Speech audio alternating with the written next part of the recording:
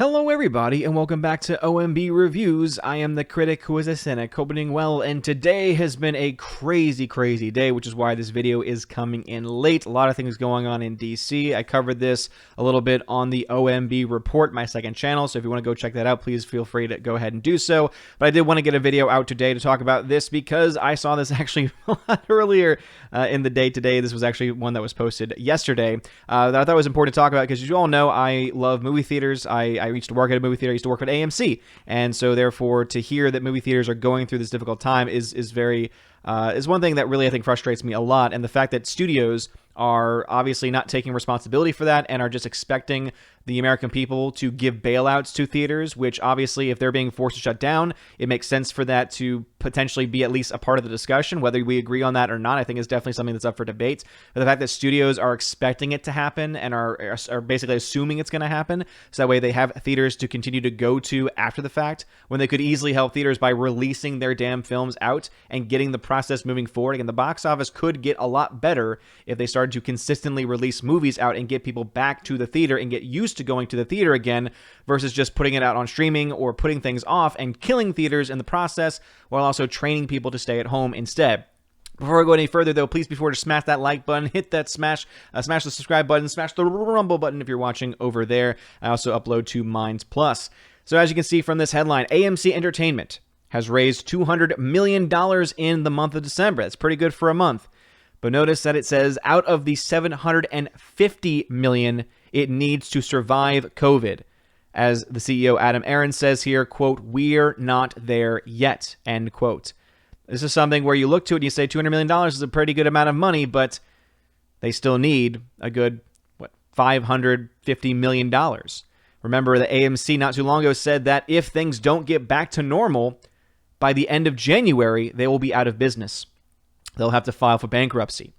That seems more likely that it's going to happen. I don't know if the $200 million helps them enough to get past January, but it seems that they, much like much other theaters across the world, I mean, Regal, to my knowledge, is still closed here in the States. It is not looking good for them moving forward. All right, so ahead and dive this article from Deadline. It says, AMC Entertainment CEO Adam Aron said Tuesday that the nation's largest cinema chain had raised $204 million in 2 weeks in December, out of at least $750 million it needs to get to the other side of a global pandemic that has crippled moviegoing. It was the latest capital raise after previous rounds of AMC stock and bond sales in April, June, and October as COVID-19 dragged on. Aron noted in an interview with CNBC, quote, "We're not there yet. We're off to a very good start, but we will need to raise more capital to make it to the other side," end quote. So obviously they are still very much in dire straits, as all theaters are, and as I've said multiple times now, the one thing that you could do to really help this process, looking at you, Hollywood studios, is to release your damn movies. It goes on here to say, asked about potential strategic partnerships if the funds don't materialize, the executive said that's not in the cards, at least for now. I mean, you never say never to anything. He also said he's not expecting any help from COVID-19 relief funds in the latest aid package coming out of Washington, D.C. It says that our Congress certainly has done no favors for AMC Entertainment. I think there's a bias in Washington towards helping small businesses and assuming that big business will rely on self-help. That's what AMC has been doing, he said, since theaters closed and our revenue went to zero overnight. Well, just a quick word on that. I do think that it says that there's a bias towards helping small business. AMC, you are not a small business. Don't get me wrong. I will be on theater's side a lot of the time. I am very much critical of Hollywood studios, especially those that are failing to put their films out there, especially for people like Warner Brothers putting their movies out on a streaming service the same exact time, and then, of course, losing money in the process. Again, it's a really stupid move on their part, and obviously it'll come back to bite them in the rear end. But don't for a minute, AMC, you giant corporation, Mr. Aron, don't you ever for a second try and lump yourself in with small businesses. Keep in mind this. There are small businesses, real small businesses, that have been forced to close. About a third of all small businesses in the New York, New Jersey area have been permanently shut down. There's a very good chance that roughly a third of all small businesses across the entire country have been forced to shut down. And yet you will say, we're not getting much of that money. That will, of course, I think, make some people happy. I know some people have been very frustrated with the fact that we're giving out money, and a lot of it is going, it seems, to corporations. It is going to big businesses in the same process. And obviously, I would like for some of that money to go to places like theaters, but more so it needs to go to places that have indeed been forced to shut down. So if it's going to a local theater, let's say it's an AMC run, but the theater is going to a specific GM at that theater, I would say that would be okay. That would be an instance of a small business being helped out, not being sent to AMC proper, not being sent to AMC corporate. Very, very different situation there. But also, I'd much rather the money, if it's going to be sent out at all, I'd rather us not have to bail anyone out, because guess what? The best bailout you can give to any company, to any small business in general, is just to let them go to work. And in this case, to go back to work. And so a lot of businesses can't rely on giant investments, including from companies in China. I understand people in the comments. I know that every single time I talk about AMC, you're like, oh, they're just run by China. They have an investment from a Chinese company, absolutely. That Chinese company has a lot of power in the organization, but it is not just a complete China company. Let's not be completely idiotic when we say these things. End of the day, though, this is something that I think that the executive Aaron is completely wrong on. It says here, AMC, the biggest global chain, also was one of the most indebted as the coronavirus hit, even beforehand, leaving it in a dicey situation. Its stock plunged since March, closing down 1.5% on Tuesday at $1.98. When you have companies that are doing well right now, well over $100 a share, $1.98 is abysmal. A group of bondholders have been nudging AMC to file for Chapter 11 and restructure, which it ultimately might have to do, but Aaron clearly is hoping to avoid that. AMC is majority owned, here it is, by Wanda Group of China, which would see its holdings wiped out in a bankruptcy along with other shareholders. So to be perfectly honest, at this point, instead of trying to raise money, CEO Adam Aaron, maybe you should file for Chapter 11, because it seems like that would actually do a couple of good things. One, it would allow you to restructure. It would therefore allow you to begin the process of rebuilding in a real capacity, but also it looks like it would wipe out the holdings that this China group has on you. And with everything coming out of China, with everything that we're learning more and more about the Chinese Communist Party especially, it seems that that might be a good move for you.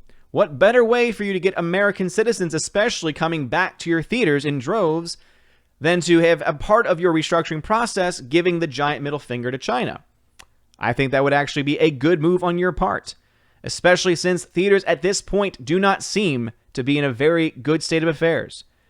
Many theaters are on the brink of closing. Obviously, filing for Chapter 11 would probably, and losing investors like the Wanda Group, would inevitably force them to probably have to close various theaters, and I don't like that. But based on what I'm seeing right here about what they're trying to do, what they're trying to raise, they're going to have to close theaters anyway at this point.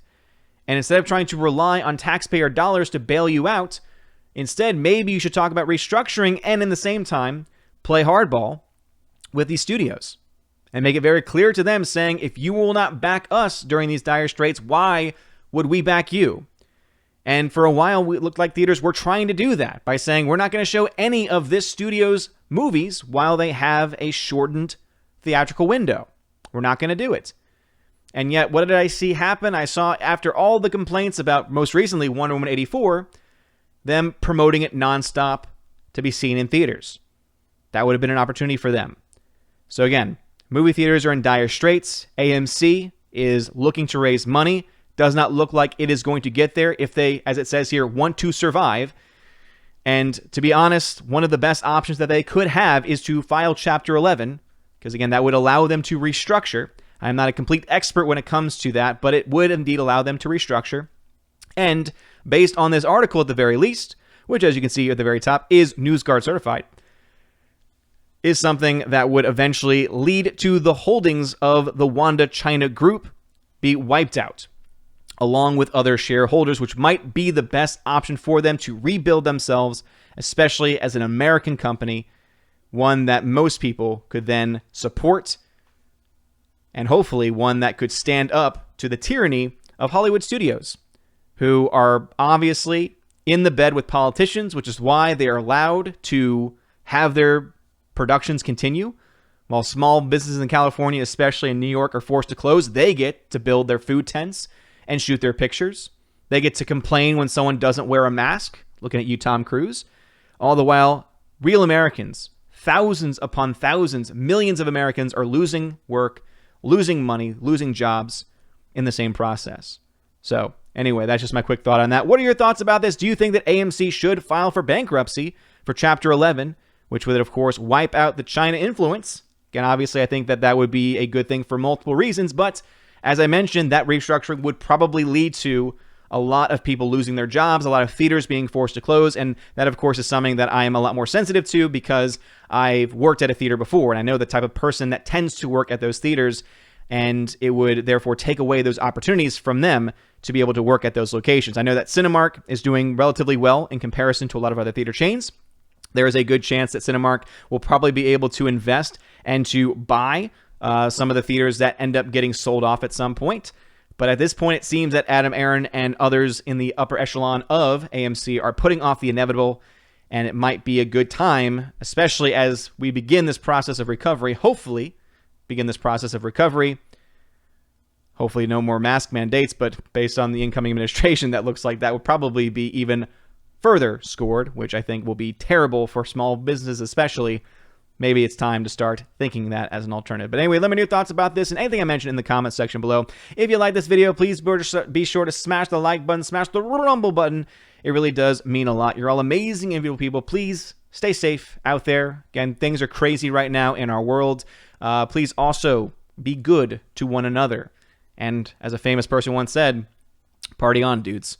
Have a wonderful day, everybody. And as always, God bless. And now for a huge shout out to all of my January 2021 Patreon and Subscribe members: Albertus Magnus, Ali C83, Andrew Hoyle, Animation Commentator Brian P, Dion, Divex, Enrique Evangelista, Father Christopher Miller, hail to you, Father, Father Damian Cook, Garrett Searles, The Hunky Chunky Funky Monkey, Inflamed Wood, It's a Trap Productions, Jason Clark, Jacob Juice, Jay, Jeffrey Toone, Jonathan Carney, Laura Story, Mike Jackson, Mad Mitch Dunaway, Mr. Peabody and his beautiful twin with the beautiful hair, Orange Hat Reviews, On to June, Out of Step with Reality, Riff Magos, Rosetta Allen, Steve Glasker, Teresa Martin, Theodore Bendon, Tina Bojan, and Tina B. Thank you very much for being my Patreon members. And also a huge shout out to my Subscribe Star peeps: Stand For, John B.,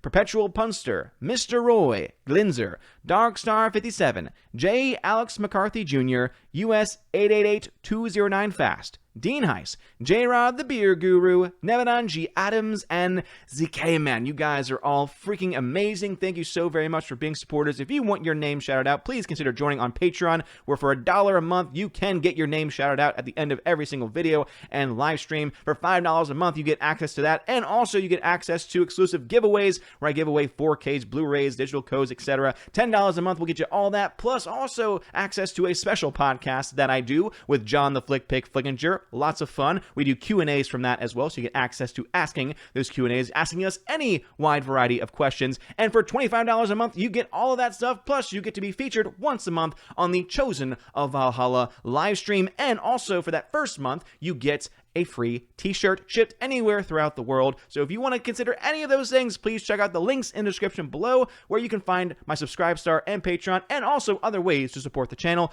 You're all amazing and beautiful people. Have a wonderful day, and as always, God bless.